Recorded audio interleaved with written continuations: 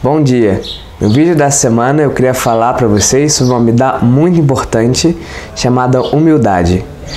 Está escrito que uma das características de caráter, um dos traços de caráter que Hashem mais detesta é o orgulho.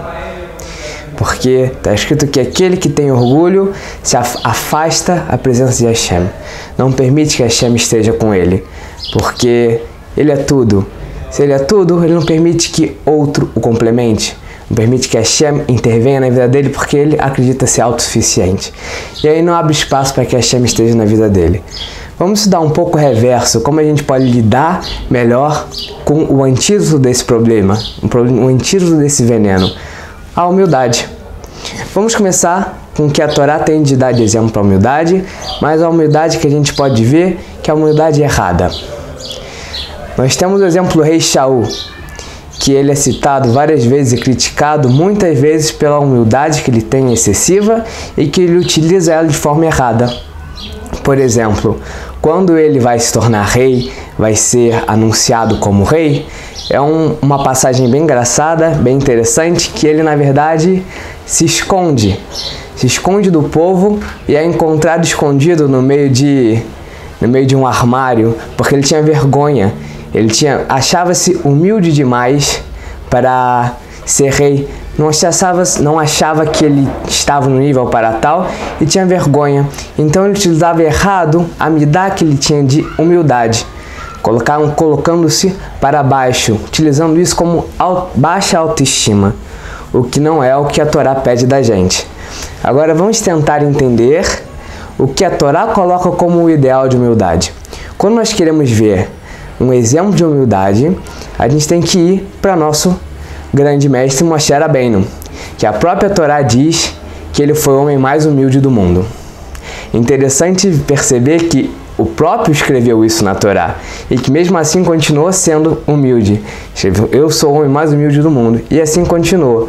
Por quê? O que passava pela cabeça de Moshe Rabbeinu para ele manter essa humildade exemplar para todas as gerações? Em primeiro lugar, sim, Moshe sabia da grandeza dele, ele sabia do potencial e ele sabia de todas as suas qualidades. Então, não tinha baixa autoestima. A gente vê que ele não se retrai, não se esconde quando ele precisa colocar mais força, demonstrar mais proatividade, demonstrar um pouco mais de bravura, como por exemplo no caso de Korah, em que ele faz grandes reprovações ao povo. E, por exemplo, no caso das tábuas da lei, quando ele pega as tábuas da lei, quando vê o povo fazendo o pecado do bezerro de ouro, vai e as quebra, pega as tábuas que Hashem deu para ele e quebra elas. Isso não é um sinal de alguém que é retraído, como por exemplo rei Shaul, que se escondeu na hora de pegar a realeza, pegar o poder. Então, como Moshe Rabbeinu pensava, sim, ele sabia de sua grandeza, mas ele entendia que tudo aquilo que ele tinha vinha de Hashem. Tudo aquilo que ele podia fazer, tudo aquilo que sabia fazer, vinha de Hashem.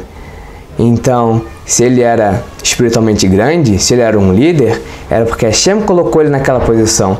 Não era simplesmente porque ele conseguiu fazer aquilo, ou ele lutou e chegou lá, ou ele desenvolveu características e criou. Hashem deu as características para ele, colocou na mão dele a possibilidade de estar naquela situação, deu a grandeza a ele e agora ele tinha que usá-la da maneira correta. E essa era a forma de encarar todo o seu potencial, todas as suas qualidades.